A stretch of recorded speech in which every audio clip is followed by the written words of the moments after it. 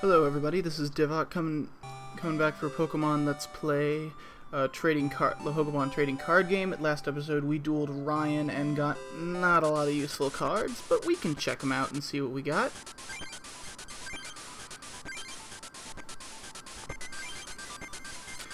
We did get a Butterfree, which we could combine with our Caterpie Metapod here, but considering we don't have a second Metapod, it's kind of unlikely that we'll get it in the right nick of time. We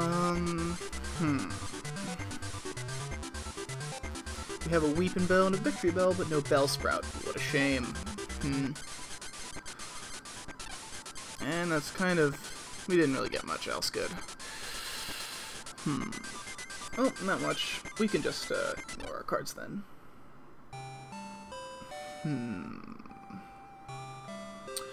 Well, in that case, we can just duel this guy then.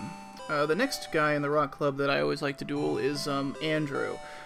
He says he likes to use a rock Pokemon deck, but the irony of it all is that his deck is actually the least rock of them all. But, you know, I guess he's a wishful thinker. I don't know, I always thought his face looked kind of old. But maybe that's just my opinion. Oh, we start with Nidoran again. I wonder if this will be a trend. This guy's deck, yeah, it uses a variant of types, so he's actually a fairly decent opponent to fight on first terms. For example, he uses Ponyta, so in my grass-ish Pokemon deck, it's actually a bit of annoyance. But luckily, Ponyta requires 2 energy to attack on both occasions, while Nidoran requires only 1. And we get first hit! Lucky us. If only we had a plus power. He didn't even draw any energy cards! Oh, this duel's gonna go by fast. Oh, and we get a Kangaskhan. Let's attach a, let's attach a water energy. And, do we get the luck? Ah! Dang it! That would have been so... uh-oh. He's got a bill. What is he gonna do? And, I thought the duel would be ending quickly. And he switches to his Jinx. And he's going to start attacking with said Jinx.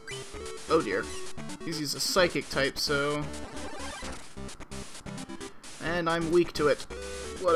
This is gonna be annoying. And I drew the plus power too soon. Oh, that's just annoying. Thanks. That was helpful. Come on, Lucky. Oh. If he had gotten 0, I would have loved another turn, but instead he does the damage that would have gotten me last turn. But oh well. Well, good thing we have a Kangaskhan. And we can put you on the bench. We can use Revive to put a Nidoran back on our bench. We can use you. And I think we'll just fetch.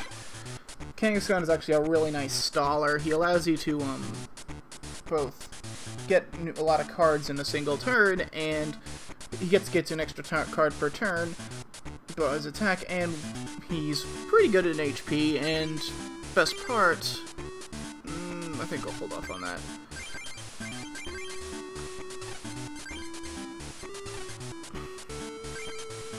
What was I gonna say?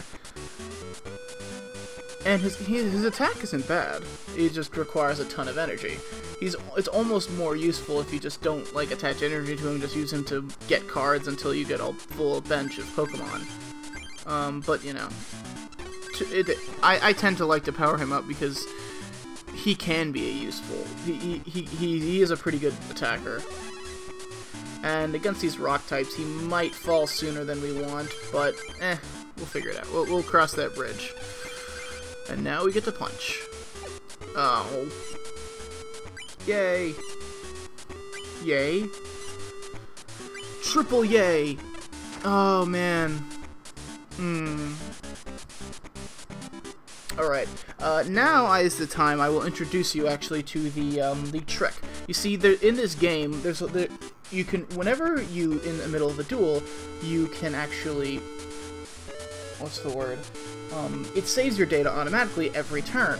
And the probabilities, as in the coin flips for your attack, will carry over, as in you always get the same coin flips. It is generated before the turn goes, I believe, or something of that nature. It's kind of weird. So essentially, it will always do 60 damage. You could restart the game all you want, it will never do more, it will always do 60. It will never go more, never go less. So, since we have a plus power, let's just restart, shall we? Let me show you. So I've reset. See, we have the continue duel option when the game was powered off. So we're here again. Now we can take our plus power, use it, and Comet Punch to victory.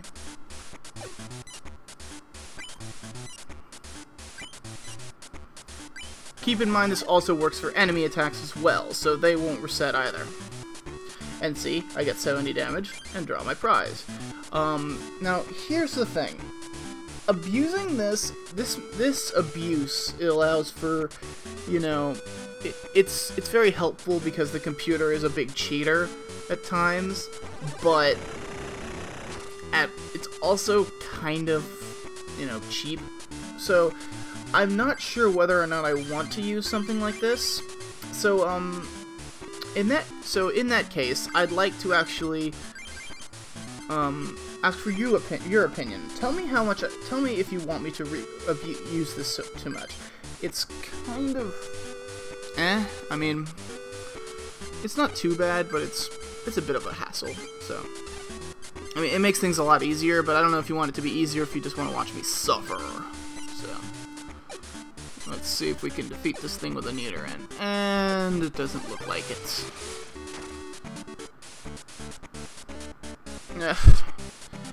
Not even 1 damage. That's just insulting. Onyx, I never liked using Onyx. It doesn't even have any good resistances, and it has a ton of HP, but it's got like no attack. I mean, kind of like the game, I guess, in a sense. Oh, come on! Games, I guess, giving me hell for that whole restart business. And meanwhile, constant 10s all across the board. You know what? Take this. I will defeat you. Haha! Triple damage.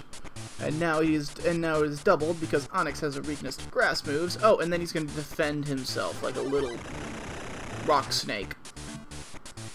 That is actually not so little. And then we get a Bulbasaur without any space on our bench.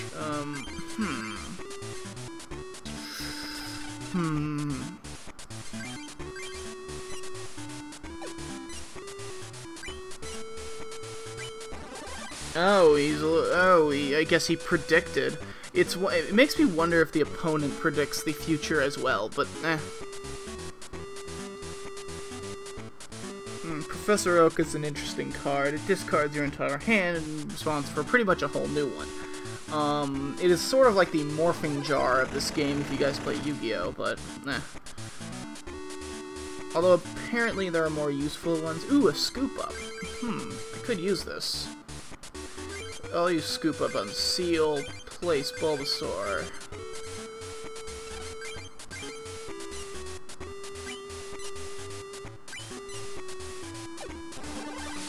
And we have achieved victory against Onyx.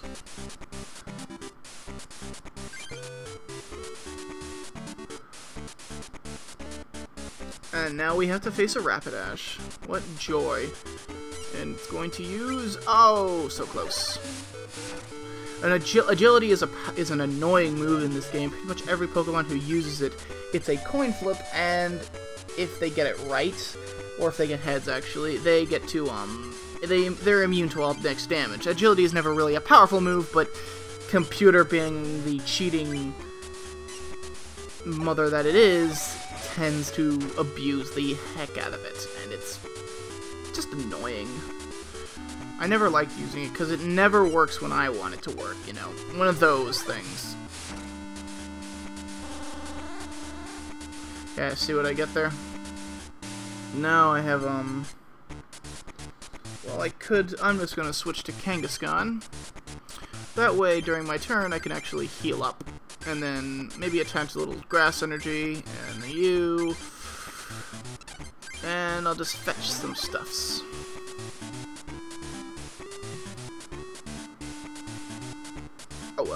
Oh, I see. I see how it is. I see how it is. You know what? I don't like that. In fact, I am going to do this. Back to the Rapidash with you. I shall defeat you. There we go. If I were to abuse the cheat hacks, what I would have done is I would have used my Comet Punch on the Onyx.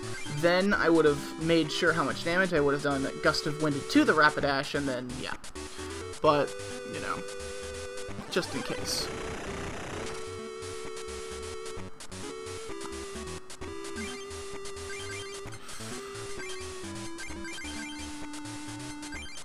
No, we need one more energy, and then that thing can be used.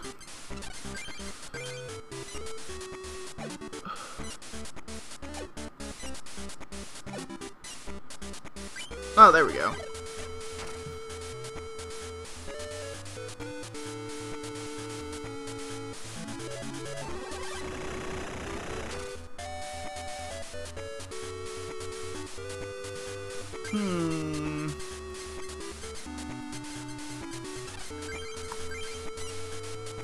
Too much.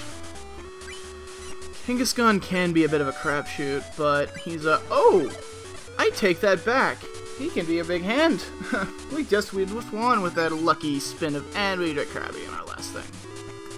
That was... You see, I love Kangaskhan. I use him, and I tend to use him a lot. Or at least I use him when I can.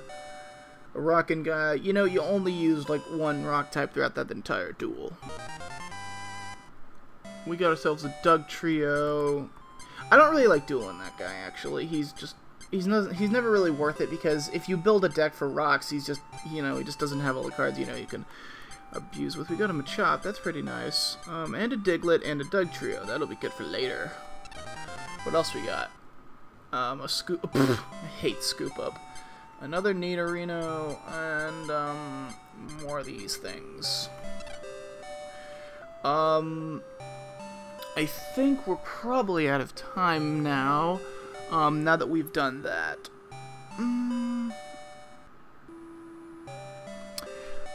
In the next duel, in the next episode, we will probably go and fight Matthew in the, we'll finally fight the hard Matthew in this room right here, this guy who taunted us earlier.